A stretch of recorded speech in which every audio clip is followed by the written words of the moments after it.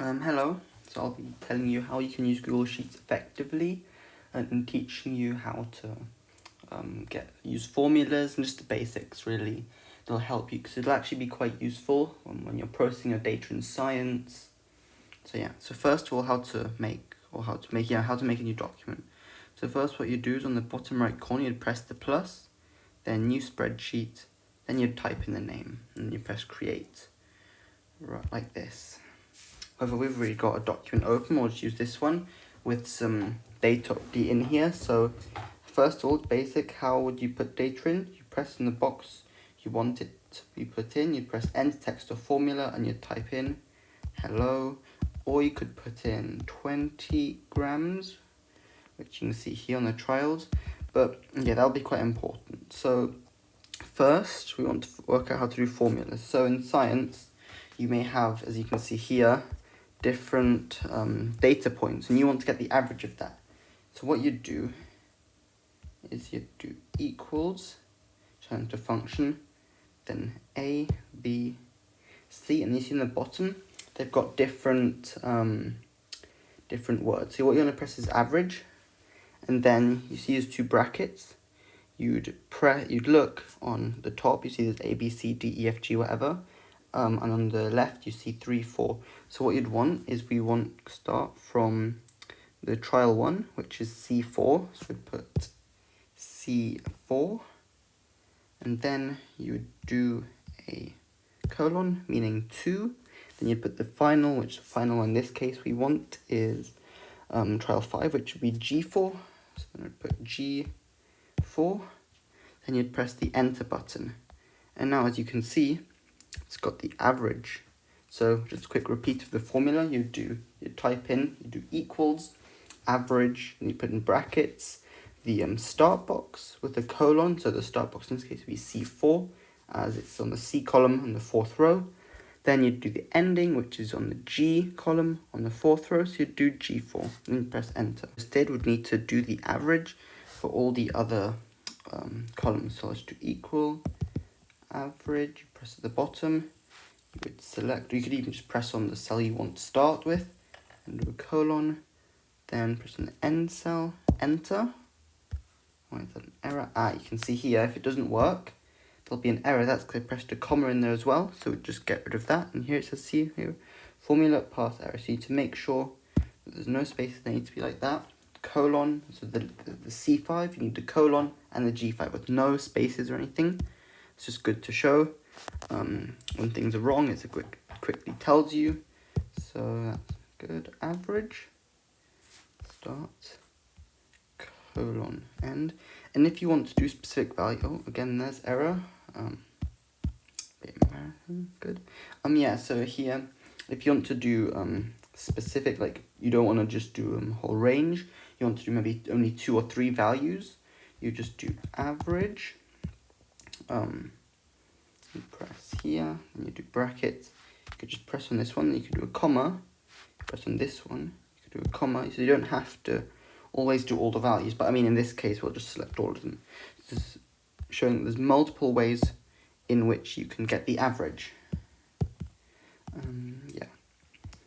And we select the start and the end. And yet again, commas there, enter, perfect. So now, once we have this, we can make a new table down here. This is for now making a graph. We can put temperature, oh, that's in Dutch, temperature in degrees Celsius. And in the other column, we're going to have the average. Yeah, I mean, massive. NaCl's not, it doesn't really matter. I'll just call this average mass in grams. So now we need to put all our values in. So we've got 20, and you can press enter, and it just takes you to the next cell below it. So in Google Sheets, you call these boxes that we have here cells. And then also what you can do is if you press equal, you can just press equal and then the cell that you want to be copied there. So I could do H4. I press enter, it would put the value of H4. So here we could do equals, maybe, then H5. And we'd get the next value. So H5 equal H6 equal H7 equal H8. Yeah. Now I've got those values copied down. And also an amazing thing about using formulas is if, let's say, you can change one of these data slightly from 34 to 32, press enter, it changes what the final value is. So here it would change the average as it's in a formula. So yeah, I mean, we'll just put it back to 34 for consistency. So now you've got your table here. You want to know how to turn it into a graph. Well, it's quite simple. You press on the top left corner of your table. As you can see in that cell, there's two small blue dots, one at the top left and one at the bottom right. What you want to do is you want to click and drag on the bottom right corner of that cell to the bottom right corner of your table. And then what you want to do is, you see that plus button on the top right? When you press on it, has a drop down list with lots of different things you can do. Now what you want to press for a graph is you press on chart. Now as you can see, this looks like a line graph, but it really isn't great, as there's two lines. We only want one which compares the temperature and the mass, the average mass. So what you want to do is you press on type and you scroll down. There's lots of different options, lots of different charts you can make, but the one we want to use right now is a scatter graph. So you see there's the dots right here. They're in the shape of a line, which gives you the rough idea of the trend or which way the line's going. And then the title, it's always useful. You always need to give your graphs a title. So here we can call it average mass versus temperature.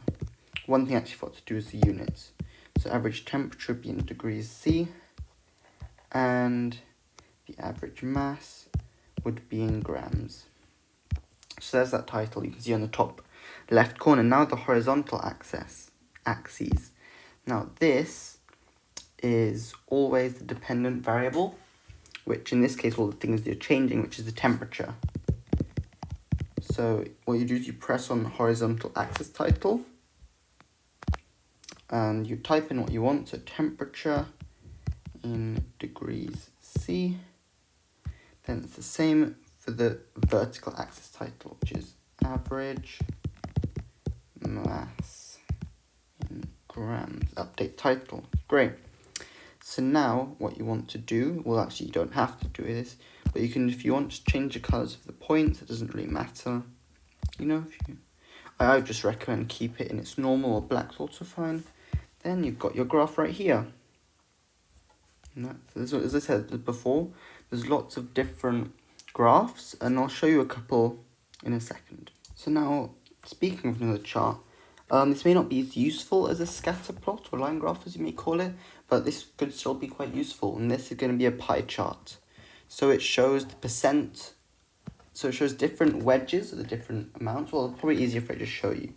So here, it's how people get to school. We've got cycle, 50%, tram, 10%, so on.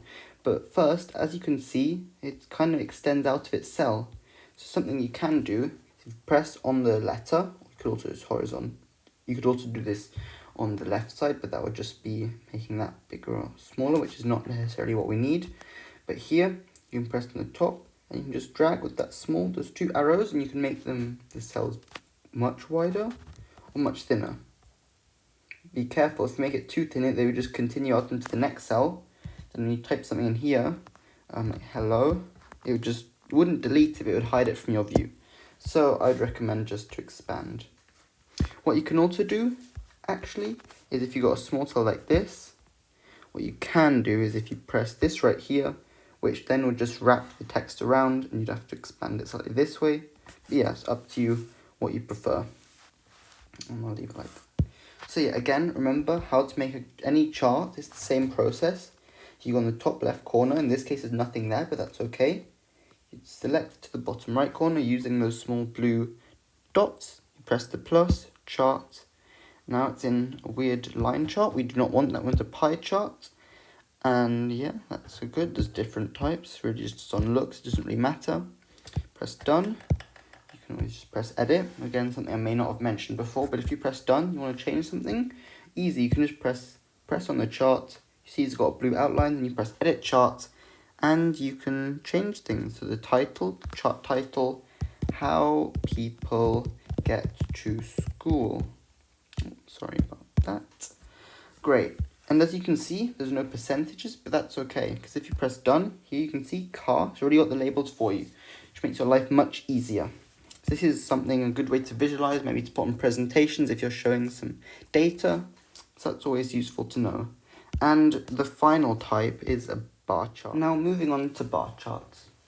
Now bar charts are usually used, not so often in science, but sometimes if one of your values is maybe a word or a category and the other's a number. So in this case, we've got the colour of the car, which we've got grey, silver, blue, green, red, and the amount of cars we've seen in that colour. A bit unusual because you usually don't see many green cars, but this is just an example. So again, what you do on the top left corner, you press on that cell, then with the small blue dots, you drag it down to the bottom right, you press the plus arrow on the top right, and then chart. And again, it's not the correct chart type we want, so you'd press on type, and well, in this case there's multiple we could do, as you can see here, the column or the bar, they're both fine. These ones, the other ones you can see me pressing on, I wouldn't recommend using these, but I think we'll just stick with this normal column one. But this bar one would also work fine.